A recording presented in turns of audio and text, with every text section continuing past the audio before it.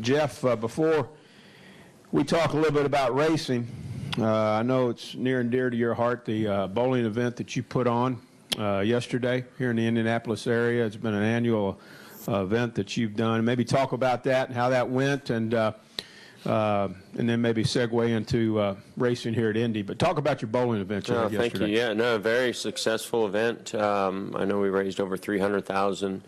Riley Hospital for Children here locally is one of the top children's hospitals in the country, and we're proud to have partnered with them many years ago, and been funding a research lab there for the last couple of years, and so we're really proud. I think back 12 years we've been doing this bowling tournament, and it's hard to believe that you can turn an event into what this has turned into. We had a lot of fun and raised a lot of money and awareness, and it was fantastic. So thank you for bringing it up. You bet. And Jeff Gordon, not only is he one of the premier athletes in the world, he's one of the premier ambassadors and humanitarians in the world. Jeff, I'm just saying that because you're here, but you really are, and I appreciate all you do. And thanks for being here at Indy. And let's talk about, we're coming to Indianapolis Motor Speedway. You've won here 4 times. You're in a new race car. Maybe talk about how you think this new Gen 6 car will do here at Indy. Well, we had the opportunity to tire test here with Goodyear and get a chance to feel what this car is like. And it feels good. It's obviously going to be really fast. I thought we had a good test. We've certainly gathered some good information and data to come back with. We are back with the same tire that we've had the last couple of years. This surface is tough. It's abrasive, and it's really hard to find any different tire than what we've had here for our cars. So, durability is the key and most important thing, and we certainly have that. So excited about that. Excited about, I think, what we've learned since that tire test. The last couple of years have been really good for us here. And we've been in contention to win races here. So, I'm always excited to get to Indianapolis, and certainly this weekend I think our team is ready to step it up and get us another win here, as well as, we understand how important these next 7 races are for us to get ourselves in the chase. Okay, we'll take questions now. We have 2 wireless mics. We have Susie over here to my left and then Taylor to our right. So if you have a question, raise your hand, state your name, affiliation. We'll start right here with Marty. Marty Smith, ESPN. Jeff, in terms of prestige and coveted trophies, where would Indianapolis rank for you and the general driving corps? I think, you've got the Daytona 500, and then you have the Brickyard 400, in my opinion. Some people might rank it different than that, but that's the way I look at it. And there was a time, probably back in 1994, when we came here for the first time, where I would have ranked this one number 1. But looking at the history of our sport and prestige and all the ingredients that go into what makes the most prestigious race, you have to rank Daytona up there first. But for somebody that always dreamed about coming to Indianapolis as a kid and raced all around here, this one ranks very high to me. So it's definitely one of the biggest. I think it's just the history of this racetrack. Everybody wants to win. I think it's about the trophy. It's who's won there, how hard is it to win there, and just the history of the racetrack and the race itself. I can't believe you said it's 20 years. It's hard to believe it's been 20 years since we won here in 1994. That certainly says a lot about how fast things can go by. But it's to me, that inaugural race, really set the precedent for how impressive this facility is and how prestigious this race was the first year and always will be. Let's go over here to Alan, right here. Alan Cavana, NASCAR.com. Given the points position you're in right now, as a driver, how hard is it to dial back when you have to be thinking of points instead of necessarily always, going for the win or taking risks? How hard is that to dial back when you're in the heat of the moment like that? Oh, that's the beauty of where I'm at in points. I don't have to dial back anything. We are in full-on aggressive mode. It's, for us, do we have to win? No. Do we have to put 7 really good races together? Yes. And in order to put good races together, I'm talking top 5s, because you look at the guys that we're racing against, and they can easily do that. We've got to push, not pull back. So, I don't think, I don't know of a time when I've ever really just went into a race. Maybe if I go back to 1997, championship, where we were really the whole time thinking about points. But every time I've ever thought about points, it cost us more positions than it gained us. So we just go out there and race. Race as hard as we can, try to put the best plan together, a race car together. I try to drive every restart and lap that I would if I was trying to win the race, or just trying to get the best position I can. So that's what we're going to do this weekend, and that's what we're going to do every weekend. Let's go to Mike, David, this gentleman right here. Go ahead. Mike Neff from FrontStretch.com. Jeff, you spoke to the history of this place. There's been a lot of great names that have won a lot of races here, but nobody's ever done 5 wins on 4 wheels, at least. Back in the early days, there were some motorcycle guys that did more than that. But what would it mean to be the first guy to win 5 times at Indianapolis? I'll always be one of those purists that looks at the Indianapolis 500 differently than in any other race that ever happens here. And, of course, history, speaks for itself, and how long this race has been, the Indianapolis 500 has been going on here. When we were talking about, the Brickyard 400 going on for 100 years, then I'll stack up 5-time winners against 5-time or 4-time Indy 500 winners. So, I think it still doesn't make it any easier. It's not an easy thing to do. It's a very challenging racetrack. It can be your best friend, or it can be your worst enemy. And, I'm blown away we have 4. And I think that when you look at the list of names that have multiple wins here, it's an impressive list. So, I'd certainly like to separate myself and be a 5-time winner in our series, but I will never compare that to my biggest hero, Rick Mears or AJ Foyt and those guys.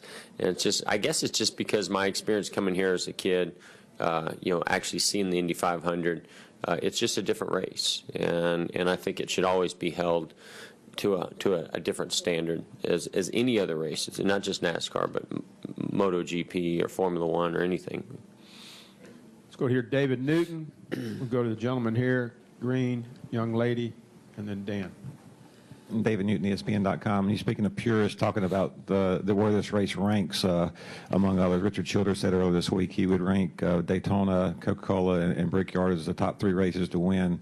I'm just wondering where you would rank this race, or do you continue? A lot of us put Did you just come in, David? I did. Yeah.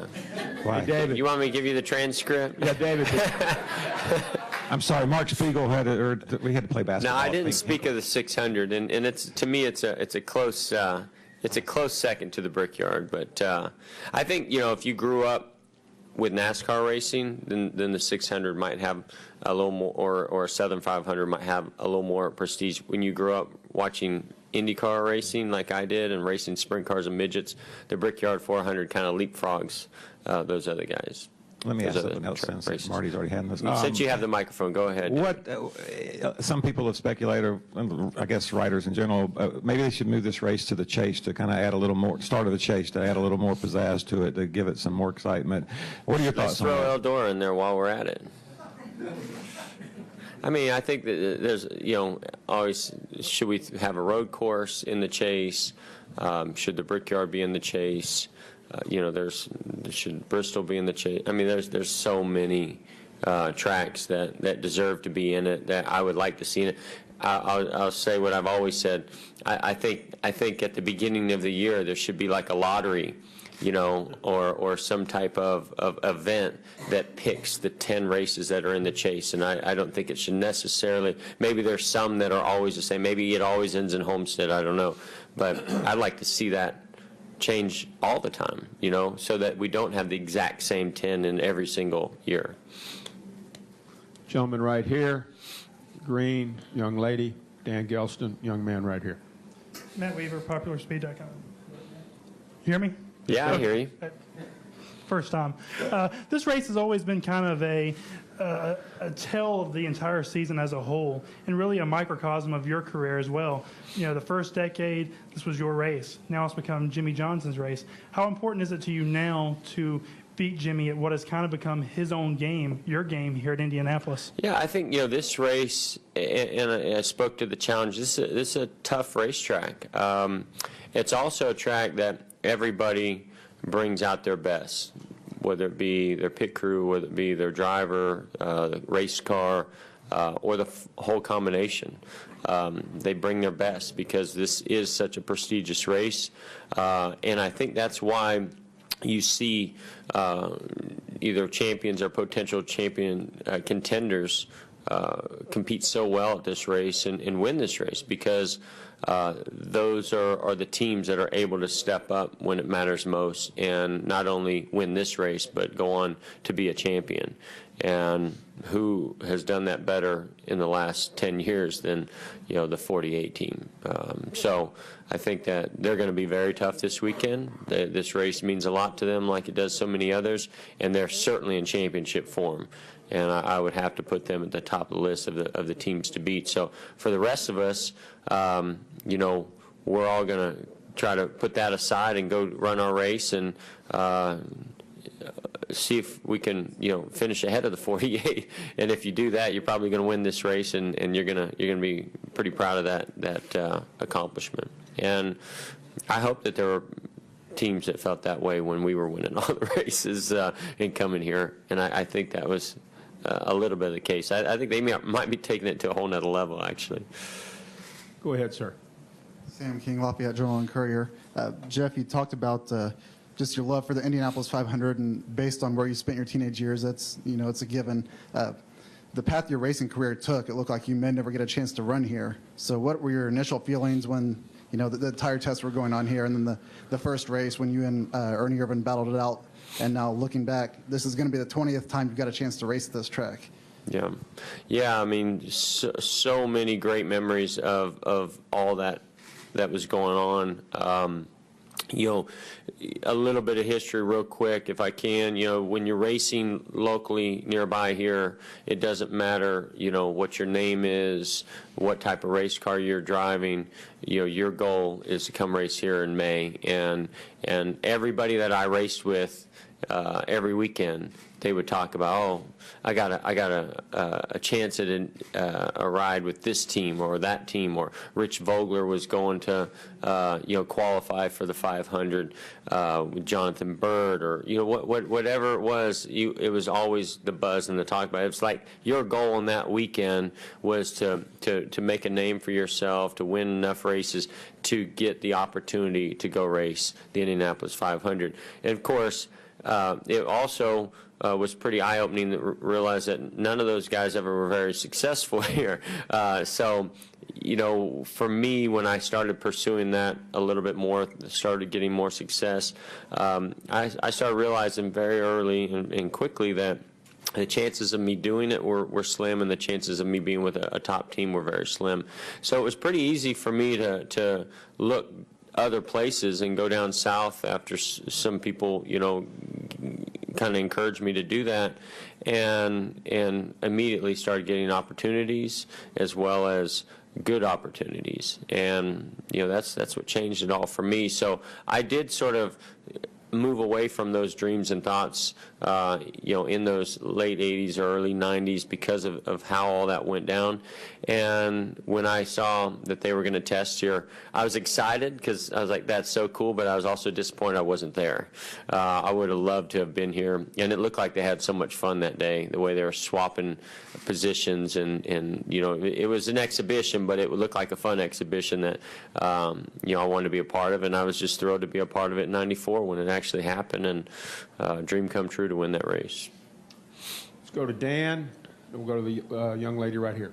Can we get the mic here to Dan? Dan Galston, the Associated Press. Jeff, do you feel this track needs lights? Would be boosted by the lights in any It way? doesn't need lights.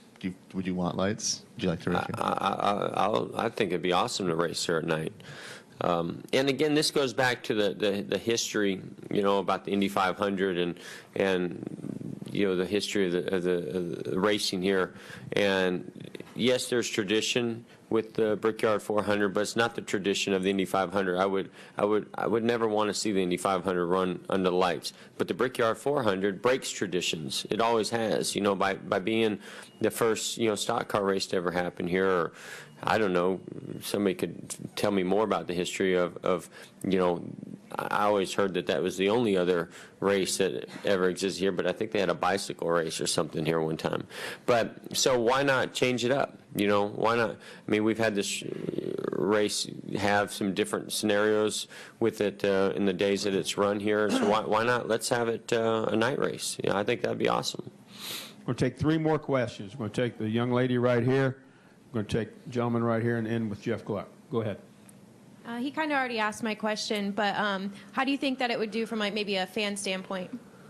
Well, a Saturday night, I think, would be key.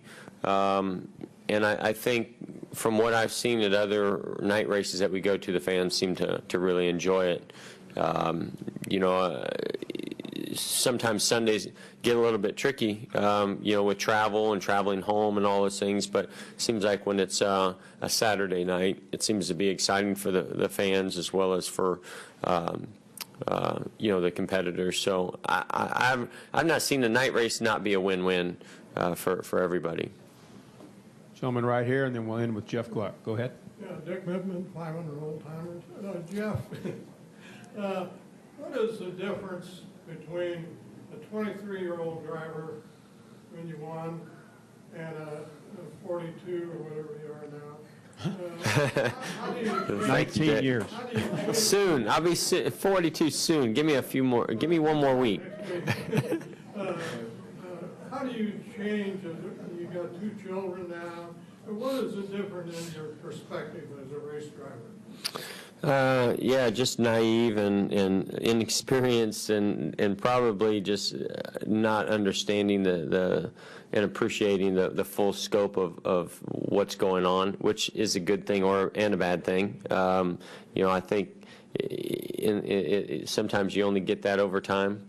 And then over time, maybe you overthink it a little bit. But, I mean, for me today, the thing that I'm most proud of, that I enjoy, that motivates me more than anything is being able to have those experiences of winning, especially a race like this, with my family, being there. My wife and my 2 children, we went, to Victory Lane at Homestead last year, and it was one of my favorite victories that I've ever had. And it was cool to win at Homestead, but having them there, and as they get older, that only gets greater. I didn't have that when I was younger, but I just kind of didn't think about it. Just went into it and just did whatever it is I was supposed to do, and moved on from it very quickly. Didn't even I just didn't probably enjoy it as much as I do today. Today, I savor the moment. I appreciate it more than I ever have, and I just try to soak it up, take it all in, and make it last as long as I possibly can, and then to share it with them is the ultimate. Thank you. Final question, Jeff. Oh. Jeff Gluck from USA Today. I think you were joking about Eldora, but I couldn't tell. Would you really like to see a cup race at Eldora? I would love to see a cup race at Eldora. Yes, I think that would be awesome. You know what? I'd love to see a cup race at Eldora. I don't know. You don't know until you get out there and try. I mean, those guys look like they're having a lot of fun. I think I'd rather have Kyle Larson drive my car because I thought he was awesome. He was unbelievable. But no, I love Eldora. I love the dirt, and I enjoyed racing the dirt late. model there. So I would love to see what a Cup car could do. I think Tony did a great job preparing. At first, I was a little disappointed the track was so hard and slick, but then when you see the race, you understand, that it actually makes for a much better race, and that it's necessary, and I think they had windshields in too, so that might have been a little tricky with mud. But I thought it was way cool. Everywhere I've gone this week, I've had people that are huge NASCAR fans and people that aren't big NASCAR fans at all that watched it and thought that they were blown away. They did not expect it to go the way that it did, and I thought why not have more races, on a dirt track. I don't think you'll ever see a Cup race there, at least not while I'm driving, but I'd certainly I'd vote for it. I think it'd be very cool to do.